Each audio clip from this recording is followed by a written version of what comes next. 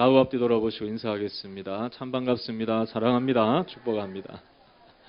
당신은 복의 근원입니다. 네, 예수로 말미암아서 복의 근원이 됐습니다. 우리가 오늘부터 이제 베드로 후서의 말씀을 묵상하면서 하나님께서 우리에게 주신 말씀을 하루 새기기를 원합니다. 베드로 전서와 후서의 차이가 있다면 베드로 전서는 외부적인 문제에 대해서 대비하고 또 마음을 굳건하게 하고 믿음을 견고하게 해서 이겨나갈 수 있도록 마귀의 괴계를 능히 대적할 수 있는 그러한 힘을 얻을 수 있도록 격려하는 말씀이라고 한다면, 베드로 후서의 말씀은 내부로부터 생겨난 잘못된 것들을 바로잡아서 우리 안에서 세워진 것들이 허물어지지 않도록 하기 위해서 주신 말씀이라 할 수 있습니다. 고난당하는 것도 어려움이지만은 내적으로 정비하지 못해서 잘못된 문제가 생기는 것, 그것도 큰 문제인 것이죠. 특별히 우리를 넘어뜨리려고 하는 사단은 외적인 공격뿐만 아니라 내적으로도 잘못된 마음과 생각과 교리와 또 습관들을 주어서 성도들의 삶을 근본에서부터 떠나가도록 하는 그런 유혹을 하는 것을 보게 됩니다. 그러므로 우리가 지켜야 될 것은 외적인 어려움도 우리가 잘 방어해야 되겠지만 우리 내면, 우리의 속사람, 우리가 가지고 있는 믿음, 우리의 이 진정한 신앙의 본질, 이것을 잘 지켜나가는 내적으로도 견고해지는 우리의 삶이 되어야 하기 때문에 베드로는 초대교회 흩어진 성도들에게 이러한 내적인 견고함을 가질 수 있도록 말씀하고 있는 것이죠. 보통 이 초대교회에서는 이 교회를 허물어뜨리려고 하는 세력들은 이단이었습니다. 이단들은 다름이 아니라 성도들의 믿음을 혼란하게 만들고 거짓된 가르침으로 인해서 진리에서 떠나고 거룩한 삶에서 떠나서 타락하게 만드는 것이 이단의 특징이에요. 그러나 이 베드로는 이러한 이단들의 가르침과는 비교할 수 없는 정말 참 진리의 말씀, 거룩한 말씀, 놀라운 말씀을 마음에 소유하게 될 때에 이러한 유혹으로부터 분명히 우리가 벗어날 수 있다는 것을 말씀하고 있습니다. 베드로는 초대교회 성도들이 가진 믿음이 어떠한 믿음인지를 먼저 말씀하고 있죠. 그 믿음은 다름이 아니라 보배로운 믿음이다 라고 말씀하고 있습니다. 한번 따라해 볼까요? 보배로운 믿음. 1절 말씀을 보면 예수 그리스도의 종이며 사도인 시몬 베드로는 우리 하나님과 우리 구주 예수 그리스도의 은혜를 힘입어 동일하게 보배로운 믿음을 우리와 함께 받은 자들에게 편지하노니 당신들이 가지고 있는 믿음은 보배로운 믿음이다 라고 말씀하고 있는 것입니다. 그러나 이러한 참 귀한 가치가 있는 믿음을 떨어뜨리는 그러한 이단의 존재를 반드시 배격해 나가며 내적으로 견고히 서 나갈 것을 말씀하고 있죠. 최근 우리 주변에도 보면 교회의 본질을 흐트려 놓고 가치를 떨어뜨려 놓는 그러한 일들이 참 많은 것을 보게 됩니다. 특별히 이단들이 교회의 이름으로 자기들이 목회자고 또 성도라고 얘기하면서도 참 교회의 본질의 모습을 보이지 않고 교주를 마치 그리스도인 것처럼 그렇게 삼아서 잘못된 교리를 전파하는 그러한 교회들을 보게 되죠. 최근에 만민중앙교회라고 하는 그 교회의 추악한 실태에 대해서 언론이 보도하기도 했습니다. 이처럼 복음의 가치를 떨어뜨리는 이단, 특별히 쾌락과 타락과 변질을 가져오게 하는 그들의 말에 대해서 분명한 우리는 분별력을 가지고 참 귀한 것을 지켜나갈 수 있는 그 마음이 필요하다는 것이죠. 저는 우리 성원이나 우리 주변에 있는 이 아이들이 자기들이 소중하게 여기는 것들을 보면은 잘 간직하는 것을 보게 돼요. 근데 그런 것들이 훼손당하지 않도록 자기는 그것이 아주 귀한 것으로 여기고 그것을 잘 보존할 수 있도록 그렇게 하는 것을 보게 됩니다. 잘못해서 제가 뭔가를 옮기다가 떨어뜨리면요 큰일 나는 일이에요. 제가 한번 이 집에 수리를 하다가 한 번은 제가 보기에는 장난감인데 우리 성원이 보기에는 보물이에요. 그래서 그걸 떨어뜨려 가지고 깨트렸더니 얼마나 제가 마음이 깨지는지요.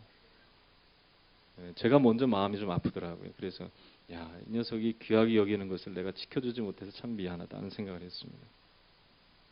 세상 사람들이 보기에는 복음이라는 것은 가치 없어 보이는 그러한 모습이라 할지라도 그리스도인들은 복음의 가치를 분명히 알아야 되는 거예요. 그래서 그것을 지켜나갈 수 있는 보호할 수 있는 그런 마음의 또한 삶의 자세를 가지고 살아갈 때 우리는 우리 마음 속에 주어진 이 복음을 결코 훼손당하거나 잃어버리지 않는 그런 삶을 살아가게 될 줄로 믿습니다. 나의 힘이 아니라 사실은 하나님께서 그 마음을 가질 때에 우리를 보호하시는 은혜로 지켜주심을 넉넉하게 얻게 될 줄로 믿습니다. 그러나 그 마음조차 잃어버리면 귀한 것을 그저 사단에게 내어줘 버리는 결과를 낳게 되기 때문에 우리에게 주신 이 보배로운 믿음을 잘 지켜나가라는 것이죠. 로이드 존스라는 사람은 이 믿음, 보배로운 믿음의 표현은 이런 의도로 쓰여진 것이다 라고 설명을 했습니다. 가장 가치 있는 것, 값으로 부를 수 없는, 계산할 수 없는 그것을 두고 보배롭다 하는 것이다. 실제로 그렇다는 거예요. 그죠? 아까 얘기했듯이 우리 아이가 가치 있게 여기는 것으로만 여기는 것이 아니라 실제로 이 복음은 가치 있는 것이요. 가장 귀한 것이요. 값으로 살 수 없는 것이라는 것을 분명히 우리는 알아야 할 줄로 믿습니다. 그래서 이 로이드 존스는 이런 예를 들었습니다. 마치 오랜 질병 가운데 있는 사람이 의사와 상의하다가 그 사람이 참 부자였습니다. 그런데 더 살고 싶은 마음이 든 거예요. 그래서 의사에게 이렇게 얘기합니다. 돈은 얼마든지 들어도 좋으니 값은 상관하지 말고 내 가진 이 질병을 치료해 줄 수 있다면 꼭 좀 치료해 주세요. 내가 건강을 잃고 나면 부나 지위나 그 밖에 모든 것이 내게 무슨 소용이 있겠습니까? 내게 지금 가장 중요한 것은 뭐라고요? 건강입니다. 내 건강을 회복시켜 주세요. 이렇게 하듯이 우리의 삶 가운데 가장 중요한 것은 믿음이라는 것입니다. 그리스도 안에서 우리에게 주신 구원과 축복에 대한 약속을 믿는 그 믿음이 보배로운 믿음이다. 보배로운 것이다. 것을 분명히 말씀하고 있는 것입니다. 그래서 베드로는 이 보배로운 믿음을 갖게 된 경위를 설명하면서 이 믿음을 더 굳건하게 하고 결국은 오늘 11절의 말씀을 보면 이 믿음을 우리가 소유하고 계속 간직하게 될 경우에는 구주 예수 그리스도의 영원한 나라에 들어감을 넉넉히 너희에게 주시리라 그랬습니다.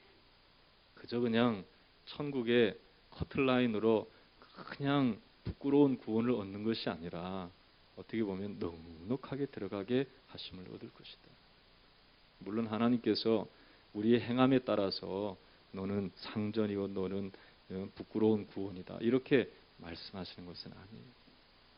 하나님께서 주신 뜻을 따라서 우리가 분명히 하나님의 뜻을 이루어 나가면 우리의 형편과 우리의 능력과 관계없이 하나님은 우리를 높여주실 줄로 믿습니다.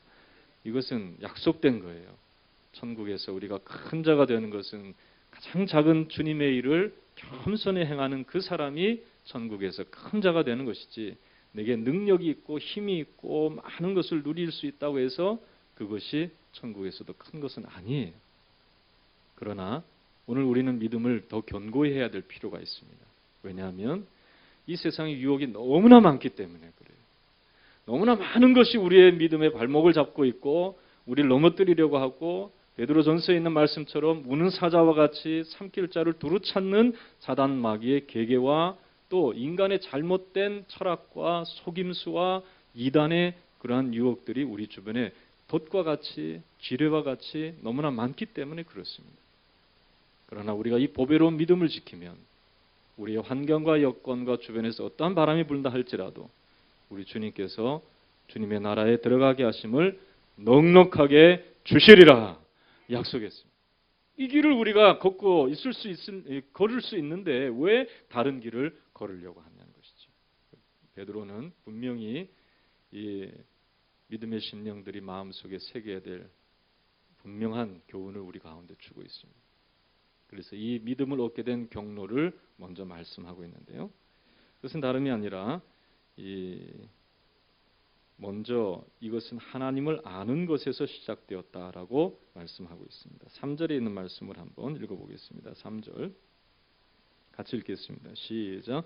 그의 신기한 능력으로 생명과 경건에 속한 모든 것을 우리에게 주셨으니 이는 자기의 영광과 덕으로서 우리를 부르신 이를 알므로 말미암음이라. 하나님께서 주신 놀라운 신기한 구원의 역사하심, 우리를 자녀 삼아 주시고 축복하시는 놀라운 역사하심, 나로 하여금 참 마음을 경건하게 해서 주님의 뜻을 따르려고 하는 이것은 어디서부터 시작됐느냐? 다름이 아니라 하나님을 아는 것에서부터 시작했다는 거예요.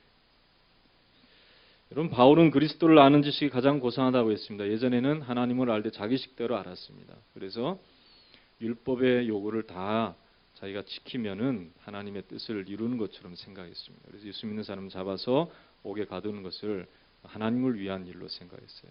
자기의 열심으로 가득 차 있었죠. 그러나 주님을 만나고 난 다음에는 완전히 달라졌어요. 이것이 하나님이 원하시는 일이 아니라는 것을 알았다는 거예요.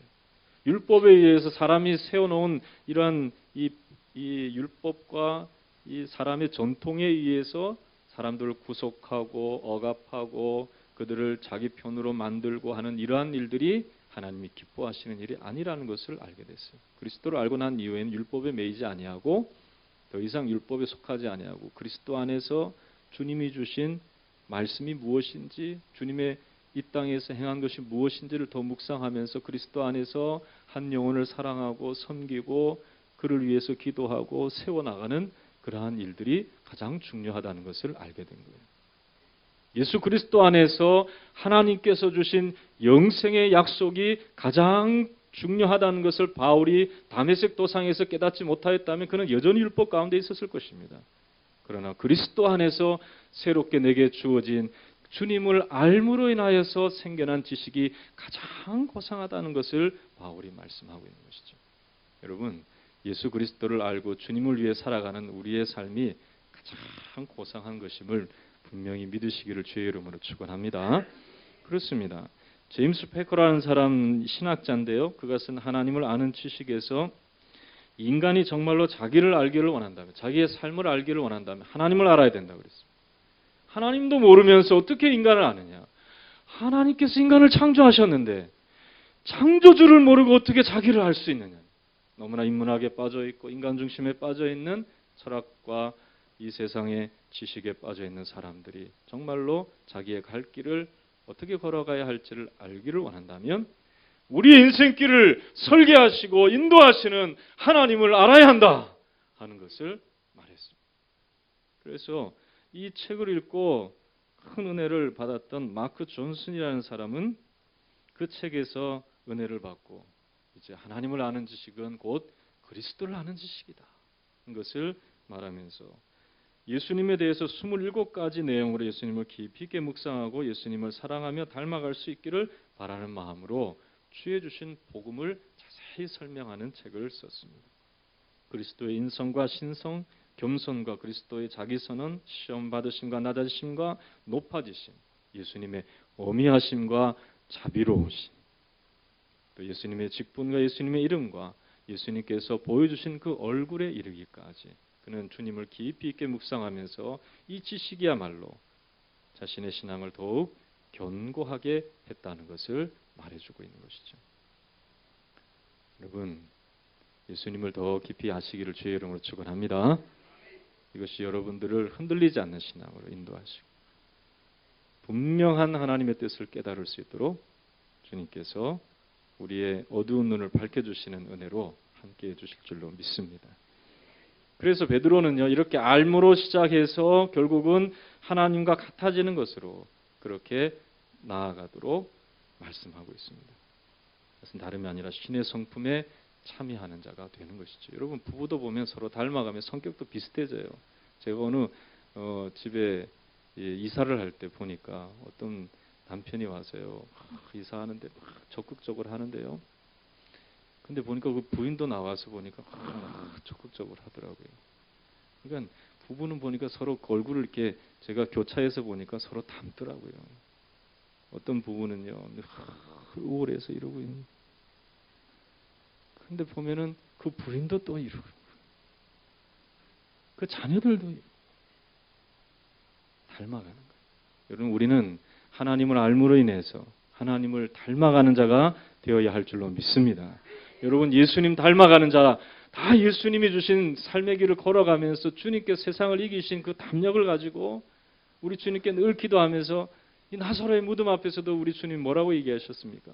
하늘을 우러러서 하나님 앞에 감사하면서 언제나 나의 기도를 들으심을 인하여 감사하나이다. 그렇게 기도하면서 주님 앞에서의, 하나님 앞에서의 사명을 감당하는 우리 주님처럼 우리도 환난과 역경과 어려움 속에서도 담대히 주님의 일을 이룰 수 있는 자들이 되어야 할 줄로 믿습니다. 우는 자와 함께 울어줄 줄 알고 또 기뻐하는 자와 함께 기뻐해 줄 줄 아는 그러한 모습으로 우리 주님 닮아가는 모습이 우리 가운데 있어야 되는 것이죠. 베드로는 이러한 성품을 신의 성품이라고 말씀하고 있습니다. 4절에 보면 이로써 그 보배롭고 지극히 큰 약속을 우리에게 주사 이 약속으로 말미암아 너희가 정욕 때문에 세상에서 썩어질 것을 피하여 신의 성품에 참여하는 자가 되게 하려 하셨느니라 그랬습니다. 아이고 목사님, 저는 제 기질도 감당을 못하는데 내가 어떻게 신의 성품에 참여할 수 있을까요? 그렇게 말하는 사람이 있어요. 어떤 사람이 자기의 기질을 이야기할 때 혈액형으로 이야기하는 사람이 참 많습니다. 나는 타고난 기질이 이래요. 나는 혈액형이 이래서 이래요. 그러면서 얘기하는 사람이 있어요. 그래서 A형은 보통 소심하고 꼼꼼하며 자기의 맡은 일을 묵묵히 하는 그런 스타일로 생각하죠. 내가 A형이면 나는 그런 사람이야. 이렇게 이야기하는 사람이 있어요. B형은 다혈질이고 아이디어가 뛰어나지만 바람둥이라서 상대에게 미움을 받는다. 그런 그 혈액형 분석이 있어요. O형은 활달하고 적극적이고 그러나 좀 덜렁대면서 목적 의식이 강하며 리더십도 있다. 이런 분석도 하기도 합니다. AB형은 4차원의 성격이라. 천재 아니면 바보일 것이다. 그렇게 얘기하는 인식이 있죠. 그러나 이러한 분석도 다 옳은 것이 아닙니다. 여러분, 일례로 국민의 MC인 유재석은 소심하고 배려가 많은, 겁도 많은 그런 스타일이잖아요. 무슨 혈액형일까요? A형일 줄 알았더니 B형이더라고요. 그리고 전형적인 B형 스타일로 보이는 아돌프 히틀러라고 하는 그 독재자, 그 사람은 전형적인 B형인 것 같지만 혈액형은 A형이라고 합니다. 여러분들이 잘 아는 서태지와 아이들의 서태지, 굉장히 고집 세잖아요. 신비주의잖아요. 그런데 그의 혈액형은 소탈하고 또 활달한 그런 성격으로 분석되어 있는 O형이라는 거예요. 이건 그냥 타고난 기질이나 성품이지 또한 오랜 세월 속에서 형성된 습관이지 그것이 혈액형에 따라서 달라지는 것은 아니라는 거예요. 그리스도인들은 타고난 성품이 있는데 예수 그리스도로 말미암아 거듭났을 때 우리는 어떤 성품을 갖게 되느냐?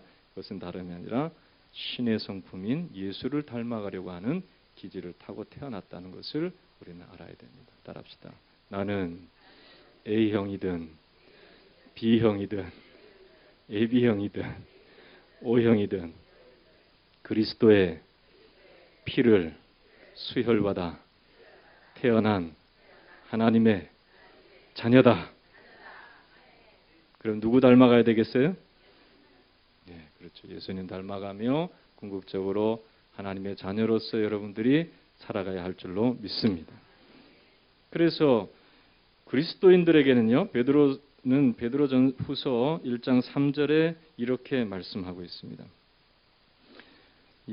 그의 신기한 능력으로 생명과 경건에 속한 모든 것을 우리에게 주셨다. 한번 따라해 볼까요? 생명과 경건에 속한 모든 것을 우리에게 주셨다. 그렇게 말씀하고 있어요.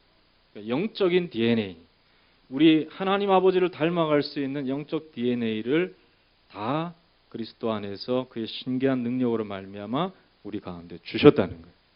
여러분들은 다 그러한 예수로 말미암아 거듭났다면 신의 성품, 하나님의 성품, 예수 그리스도를 닮아가는 성품을 다 가지고 태어났다는 거예요.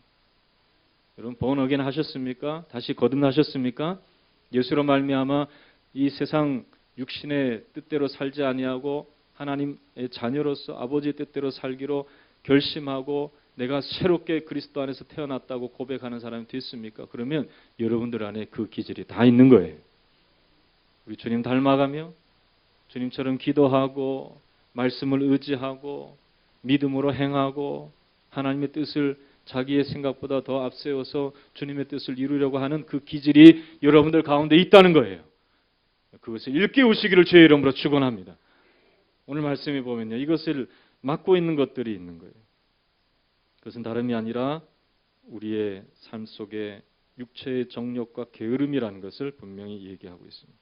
4절의 말씀을 보면 너희가 정욕 때문에 세상에 썩어질 것을 피하여 신의 성품에 참여하는 자가 되게 하려 하셨느니라고 그랬습니다.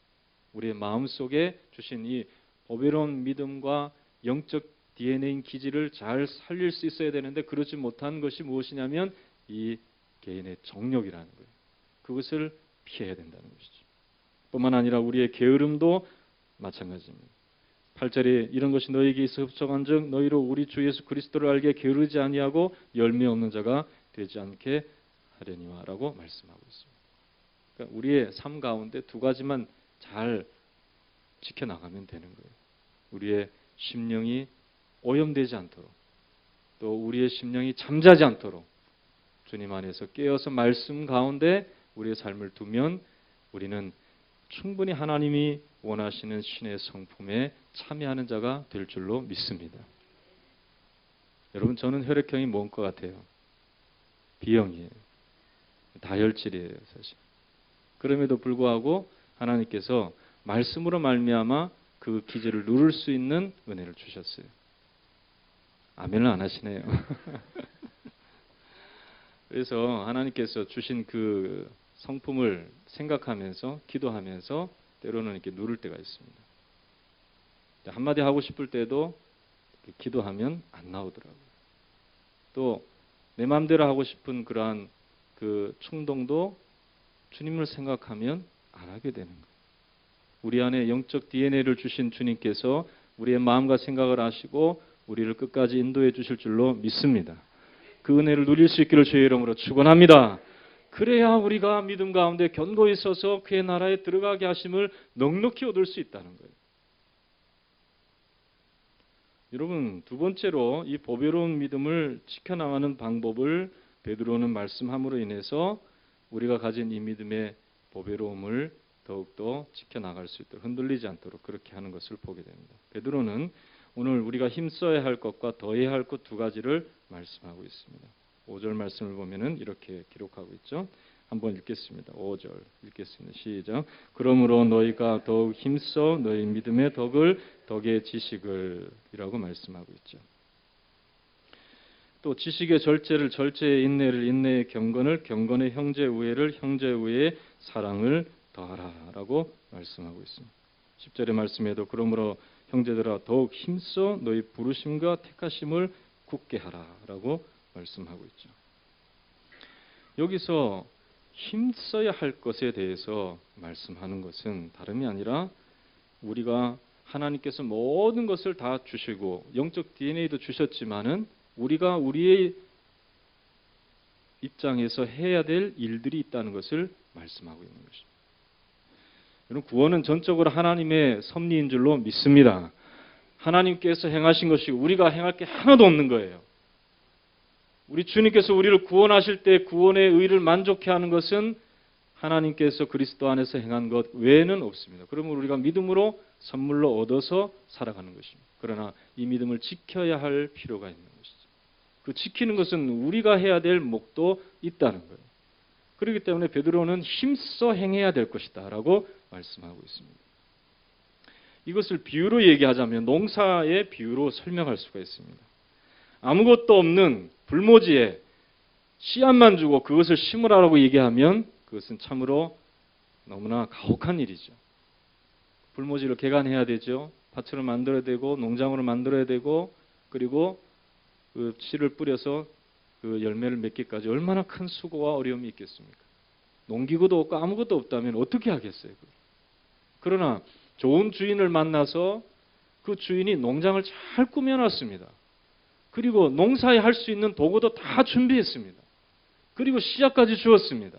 그리고 그 씨를 심고 열매를 거두어라 라고 말할 때에 그것을 실천하지 않을 농부가 누가 있겠냐는 거예요. 여러분, 우리가 그리스도 안에서 새롭게 되어서 하나님이 주신 삶을 이루어 나가게 되었다면 이미 하나님께서 우리 가운데 영적인 밭도 주시고 영적인 도구도 주시고 은사와 은혜도 주셔서 열매를 맺을 수 있도록 우리를 인도해 주시는 하나님이 되어 주셨음을 믿으시기를 주의 이름으로 축원합니다. 내가 돌을 닦고 열심히 수양을 해서 이룰 수 있는 그러한 경지의 것을 하나님이 요구하는 것이 아니에요. 이미 그리스도 안에서 모든 것을 다 우리에게 주신 줄로 믿습니다. 그리고 우리 가운데 열매 맺으라고 말씀하고 있는 거예요. 그러니까 우리가 힘써 행해야 될 것이 있는 것이지. 다윗은 역대상 29장 14절에 나와 내 백성이 무엇이기에 이처럼 즐거운 마음으로 드릴 힘이 있었나이까. 모든 것이 주께로 말미암아 싸우니 우리가 주의 손에서 받은 것으로 주께 드렸을 뿐이니이다. 이렇게 고백하면서 힘써 헌신하는 모습을 보였습니다. 그래서 다윗과 온 백성은 힘써 하나님의 성전을 짓기 위해서 준비하는 그러한 일을 감당했습니다. 여러분, 바울은 고린도전서의 말씀에서 고린도 교인들에게 고린도전서 4장 7절에 누가 너희를 남달리 구별하였느냐? 내게 있는 것 중에 받지 아니한 것이 무엇이냐? 내가 받았은즉 어찌 받지 아니한 것을 같이 자랑하느냐? 그렇게 말씀했어요. 고린도 교회는요, 교만해서 서로 막 싸웠거든요. 내 인사가 나으니 내 은사가 나으니 너는 바울에게 속했니 나는 아볼로에게 속했느니 그러면서 막 싸웠어요. 왜 그랬습니까? 다 자기가 잘나서 자기가 가진 것이 더 나아서 그런 것처럼 착각하는 것이었어요. 바울은 분명히 너희가 하나님께로부터 받지 않은 것이 무엇이 있느냐 하는 것을 말씀하고 있습니다. 주님께로부터 다 받았기 때문에 주님의 뜻대로 우리가 겸손히 하나님의 뜻대로 심기만 하면 주님께서 열매 맺게 해주시는 하나님이시라는 것을 분명히 말씀하고 있는 것이죠. 여러분, 하나님이 다 허락하셨음을 믿으시기를 주의 이름으로 축원합니다. 저도 그래요. 지나온 세월 속에서 살펴보니까 내가 내 힘으로 얻은 것이 무엇이 있느냐는 거예요. 지금까지 하나님께서 내게 공급해 주시지 않은 것이 무엇이 있었냐는 거예요. 좋은 부모님 밑에서 신앙의 아름다운 교육을 받고 자라났죠. 그리고 또 좋은 스승을 만났죠. 좋은 부인도 만났죠. 아멘을 안 하시네요, 여러분. 좋은 자녀들도 하나님 주셨어요. 할렐루야. 좋은 교인도 주셨어요. 그건 또 아멘 하네요. 좋은 교회도 주시고 앞으로도 좋은 사역도 하나님이 주실 줄로 믿습니다. 우리 교인들은요, 다윗처럼 바울처럼 그렇게 고백해야 돼요. 우리가 하나님께로부터 받지 않은 것이 무엇이 있느냐 하는 거예요. 믿습니까? 그러면 우리가 이 믿음을 지켜나갈 수 있는. 할렐루야. 여러분, 자신을 높이면 교만해집니다. 하나님은 교만한 자를 멀리 하시는 하나님. 그러나 모든 것이 하나님께로부터 왔다는 것을 인정하고 주님께 겸손히 굴복하고 하나님의 뜻대로 행할 때에 주님은 겸손한 자를 높여주실 줄로 믿습니다. 이것을 분명히 믿고 이 보배로운 믿음을 지켜나갈 수 있는 저와 여러분 되시기를 주의 이름으로 축원합니다. 그러므로 우리가 힘써야 될 것은 하나님의 뜻을 이루어 나가는 것이죠. 자기의 뜻을 이루는 것이죠. 또한 더해야 될 것을 말씀하고 있습니다. 이 더하는 것은 믿음의 덕을, 덕의 지식을, 지식의 절제를, 절제의 인내를, 인내의 경건을, 경건의 형제의 사랑을 더하라라고 말씀하고 있습니다. 이것은 채워 넣으라는 거예요. 여러분 보세요. 노래도 부를 때 솔로로 부르면 물론 잘 부르는 사람이 부를 때는 은혜가 되지만 그것도 몇 번 들어보면 은혜가 안 돼요. 저는 성악가들의 노래를 많이 들어봤습니다. 세상에서 제일 잘 부른다고는 쓰리 테너들의 그 노래를 제가 들었습니다. 한 10번 들으니까 그 다음부터는 나도 할 수 있겠다. 그런 생각이 들더라고요. 교만해지죠. 귀라는 게 그렇게 교만해져요. 더 해야 되겠더라고요. 근데 보니까 코러스하고 함께 부르는데요. 얼마나 감동이 되는지. 뒤에 있는 사람들이 이 앞에 있는 쓰리 테너보다 못하지만은 같이 부를 때에 감동이 큰 배가 되는 거예요. 아무리 누가 노래를 잘한다 할지라도 같이 함께 하지 않으면 온전함을 이룰 수가 없는 거예요. 혼자 뭐 계속 해보세요. 혼자 막 열심히 해보세요. 처음에는 잘한다 박수 치지만은 나중에는 다 돌아서는 거예요. 여러분, 우리는 더하는 믿음이 필요합니다. 이것은 하모니를 이루고 또 여러 가지 재료들이 복합적으로 섞여야 맛이 나는 그런 아주 일품의 요리와 같은 것과 같습니다. 요리는 단순해 보이죠. 그러나 그 안에 들어가 있는 재료들은 복합적인 거예요. 그러므로 우리들 가운데 더해지는 은혜, 하나님께서 우리를 한 몸으로 부르시고 한 지체로 부르셔서 각자의 역할들을 잘 감당함으로 그리스도 안에서 서로를 세워나가는 아름다운 모습이 우리 가운데 필요하다는 것을 베드로는 말씀하고 있습니다. 여러분, 믿음을 지켜나가는 것은 혼자 지켜나가는 게 아니에요. 우리 같이 지켜나가는 거. 할렐루야. 그리고 같이 우리 공동체 속에서 더 해야 될 것이 무엇인지를 알아야 됩니다. 믿음의 덕을 더하라라고 말씀하고 있습니다. 이 덕은 무엇이냐? 일반적인 의미로는 공평하고 남을 너그럽게 하는, 받아들이는 그런 마음을 말하겠지만은 그것은 믿음을 나타내는 방법을 말합니다. 이 덕이라는 것은 믿음을 표현하는 것을 말합니다. 여러분들 가지고 있는 믿음이 잘 표현돼야 되겠죠. 할렐루야. 그것이 덕으로서 나타나야 된다는 것입니다. 그래서 에베소 4장 29절에 있는 말씀처럼 바울은 물은 더러운 말은 너희 입 밖에도 내지 말고 오직 덕을 세우는 데 소용되는 대로 선한 말을 하여 듣는 자에게 은혜를 끼치게 하라고 그랬습니다. 우리 믿음이 있는 자라고 한다면 덕이 더해져야 되는 거예요. 그 믿음이 그냥 엉뚱한 이야기로 튀어나오면 안 되는 것이죠. 여러분, 이 목회자들 중에서도 말이 거친 사람이 그렇게 말로가 좋지 않은 것을 보게 돼요. 여러분, 진정으로 우리가 더 더해져야 될 은혜 속에서 서로를 위해서 이 주님이 주시는 이 우리 입술에 파수꾼을 세워주시는 은혜로 우리의 믿음의 말들을 해 나가야 되는 거예요. 어떤 사람은 기도를 많이 한다고 해서 사람들을 막 정죄하고 그 사람을 막 공격하는 이야기를 하는데 그래서도 안 되는 거예요. 우리는 주의 주시는 말씀으로 하나님의 은혜로 철저하게 잘 우리 입술이 하나님 앞에서 잘 정제된 그러한 모습으로 주님의 주신 일들을 감당할 수 있는 우리가 되어야 할 줄로 믿습니다. 그렇습니다. 이 덕에 지식을 더하라라고 말씀하고 있죠. 덕에 더해져야 할 것이 무엇인지, 이 지식이 무엇인지를 분명히 얘기하고 있지는 않지만은 우리가 덕을 나타낼 때 지식이 있어야 된다는 것을 분명히 베드로는 말씀하고 있습니다. 이 지식은 분명히 그리스도 안에서 우리에게 주시는 참 지혜인 줄로 믿습니다. 에베소서 1장 8절에서 9절에 이는 그가 모든 지혜와 총명을 우리에게 넘치게 해주시겠다고 말씀했습니다. 따라합시다. 예수님이 지혜를 주십니다. 할렐루야.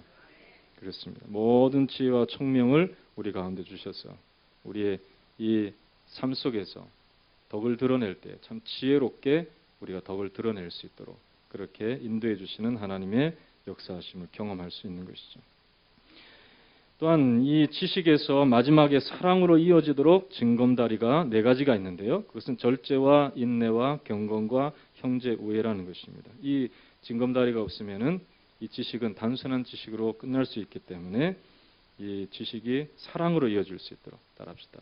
그리스도의 지혜와 지식이 머리에 머물면 교만해지고 가슴으로 내려오면 사랑이 된다. 그래서 우리에게 주어진 믿음과 또 이 입술에 아주 은쟁반의 금사와 같이 절제된 말을 하고 그리고 지식이 넘친다 할지라도 우리의 교만으로 끝난 바리새인이 되는 거예요. 우리가 그렇게 돼서는 안 될 줄로 믿습니다. 우리의 가슴이 뜨거워야 돼요. 머리는 차갑게 지혜를 나타낸다 할지라도 가슴이 뜨거워야 돼요.